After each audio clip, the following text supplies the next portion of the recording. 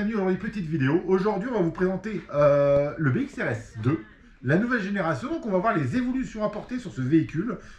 Le nouveau boîtage qui ressemble deux gouttes d'eau à l'ancien boîtage. Évidemment on a changé le nom du véhicule, donc BXRS 2. Version RTR, donc il existera toujours la version RTR et la version kit pour les gens qui veulent avoir le plaisir de la monter eux-mêmes. La version kit est toujours un petit peu plus chère en prix global parce que la version kit comprend des options qu'on n'a pas dans la version RTR. Donc pensez-y que vous aurez des pièces carbone en plus dedans, pas mal de petites pièces sympas dès le départ dessus que vous n'aurez pas dans la version RTR. Donc là on a la version RTR pour montrer. Donc nouveaux amortisseurs sur le véhicule. On a des petites évolutions sur la carrosserie, c'est la même. Toujours dessiné par Betty Design, donc un très beau look la voiture. Dessus, ils ont apporté, donc on va enlever le petit aileron pour vous montrer les petites évolutions. On a un support d'aileron monobloc, un peu comme les voitures 1/8e qu'on voit beaucoup à la mode en ce moment. Donc on a un support d'aileron monobloc avec un petit bumper pour l'aéro, pour le rendre un peu plus souple et résistant. L'aileron arrière, toujours l'aileron pratique, soi-disant incassable de chez... vendu incassable de chez E-Model, qui est très robuste réellement. Qui est très robuste, qu'on peut lui faire plein de misère. Au pire, vous allez perdre un clip de carrosserie, mais c'est rarement cassé ce genre de produit-là. Dessus, on a 4 nouveaux amortisseurs qui ont été mis, des nouveaux amortisseurs.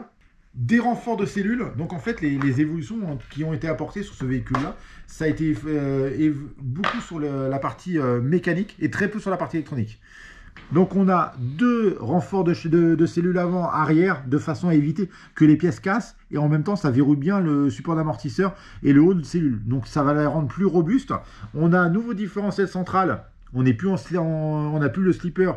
On a un différentiel central beaucoup plus robuste, renforcé au niveau des sorties de noix de cardan, de façon que les axes ne cassent plus. Parce que les points de fixation au niveau des noix de cardan avaient tendance à lâcher.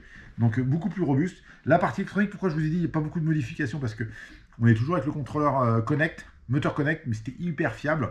Donc c'est pas le produit qui avait des soucis. On peut le faire marcher en 2S, 3S, sans aucune difficulté. La voiture fonctionne bien et surtout ne crame pas, bonne fiabilité en fait.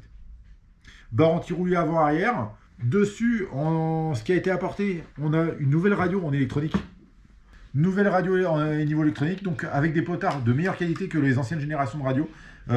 C'est un petit plus parce que la radio qui était avant sur la voiture, qu'on avait sur les NXT, sur le BXRS 1, sur toute la gamme, était vraiment juste au niveau qualité, au niveau des potards. On avait régulièrement plus la marche arrière qui fonctionnait parce que on avait un problème de retour au neutre. Et là, c'est vraiment une super chose qu'ils ont changé leur radio, qui était vraiment chiante à rouler. On avait un véhicule qui marchait plutôt bien sur le BXRS 1, parce que la voiture, le BXR était une très bonne petite voiture. Donc là, ils ont apporté des petites finitions pour la rendre vraiment fiable et performante, mais juste des gains de fiabilité. Le coût de la radio, c'est vraiment une grosse évolution pour moi de leur part, parce que c'était vraiment important de la changer. Elle était chiante comme radio, et sur les NXT, sur toute la gamme Connect, et puis sur toute la gamme e-Model, tout va disparaître au niveau de l'ancienne génération de radio pour passer avec cette radio là, qui est vraiment très fiable. Et moi, à mon goût, elle est plus performante et plus sympa en prise en main. Donc le bouton on-off, en fait, c'est la même que qu'on a sur le Rockterra. Mais on a un potard pour pouvoir baisser la puissance de la voiture ou l'augmenter. Donc vraiment une voiture qui va une radio qui va vous permettre d'avoir tous les réglages et les performances très facilement. Donc toujours châssis aluminium. Après la voiture, après ils ont regravé BXRS 2 pour la nouvelle génération, mais la voiture par elle-même c'est le même châssis, c'est les mêmes options que l'ancienne génération. Donc il y a pas toute la voiture n'a pas été refaite, hein. C'est pas une nouvelle voiture intégralement, mais ils ont modifié que les parties qui demandaient à être évoluées.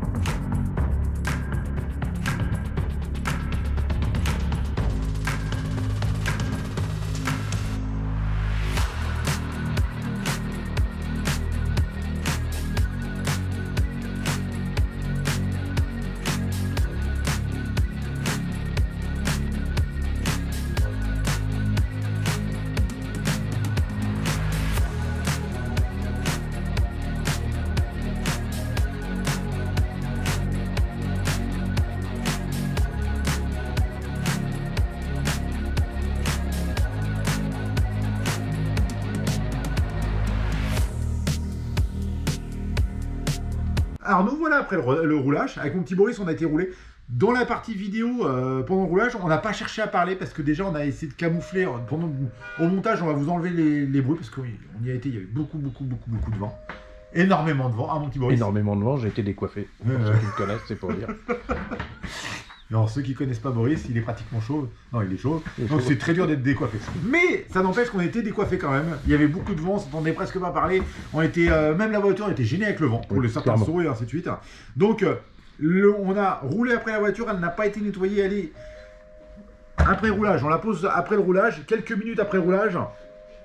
Donc on n'a pas cassé de pièces sur le véhicule, donc la voiture elle a marché impeccable. On était sur une piste semi-terre, semi-synthétique. Donc pour la voiture ça correspond plutôt bien à ce style de profil de voiture. Le BXR, l'avantage c'est qu'il est une 4 roues motrices, donc il supporte bien ce genre de profil là. Alors le petit truc, c'est pas un défaut hein, sur le véhicule. On a pris un mauvais choc, on a perdu un petit clip de carrosserie au niveau de l'aileron. La voiture par elle-même, la carrosserie elle est sale mais pas cassée. Tout est en très bon état, il n'y a pas de souci. Le véhicule, au niveau de la carrosserie, on a une belle, un bon assemblage au niveau de la carrosserie et qui laisse passer très peu la saleté dans le véhicule par lui-même, parce qu'on voit qu'il est relativement très propre. Et je peux vous garantir que malgré tout, elle a pris de la boue. Elle a pris beaucoup de boue. On l'a fait rouler un peu dans la pelouse sur la fin pour enlever et nettoyer la voiture pour pas qu'elle soit trop sale et qu'on puisse la manipuler sans que ça dégouline de boue. Mais elle était très sale après le roulage. On le voit sur le nez de la voiture qu'il y avait malgré tout de la terre. Par elle-même, la voiture ne nous a pas posé de problème. Elle a fonctionné super bien. Moi, le petit bémol, c'est que après l'évolution de la voiture, j'aurais aimé des pneus un peu plus polyvalents sur des terrains terre et synthétiques et d'une qualité de gomme un petit peu au-dessus de ce qu'il y a à l'heure actuelle. Mais à part ça, la voiture marche très bien. Au niveau comportement, elle est relativement très sain. Elle mérite un petit réglage. Ouais, hydraulique. Après, c'est pas l'avant était un petit peu haut, voilà, mais c'est pas. Après, on est toujours d'accord sur nos premiers roulages. On fait full d'origine. Ça veut dire qu'on a pris la voiture, on a mis un accu, on a mis des pieds dans la radio et on a roulé. Donc, on a fait comme si vous l'aviez utilisé la première utilisation. On a mis l'aileron normalement et ainsi de suite. Avec les deux petites rondelles de chaque côté. Il y en a une qui est partie, malheureusement. Mais voilà, elle était full d'origine. Il n'y a pas eu de bricolage fait. Les performances et la sensation de vitesse que vous avez sur la piste, c'est vraiment les performances actuelles de la voiture. Et la voiture marche toujours impeccable, on la démarre, on a le petit ventilo, tout le système Connect marche très bien, donc même au contact de l'unité de l'eau, nous on a roulé dans les flaques d'eau, ça marchait plutôt très bien. On n'a pas de problème de coupure thermique, de coupure d'eau, parce qu'il est 100% waterproof, le contrôleur, donc il n'y a aucun souci. La partie boîtier radio est toujours bien étanche, donc elle est vraiment bien conçue la voiture par elle-même. Si un jour vous avez des pièces comme les supports d'amortisseurs, ils existent en métal, en carbone. Les cales de chasse de la voiture existent en métal, pour pouvoir les rendre plus fiables la voiture. Donc il est possible de la faire évoluer facilement. Donc vous avez ici les fameuses options que vous pouvez avoir à mettre par la suite, si vous voulez. Et maintenant on a vraiment le troisième différentiel qui est dès le départ fourni avec.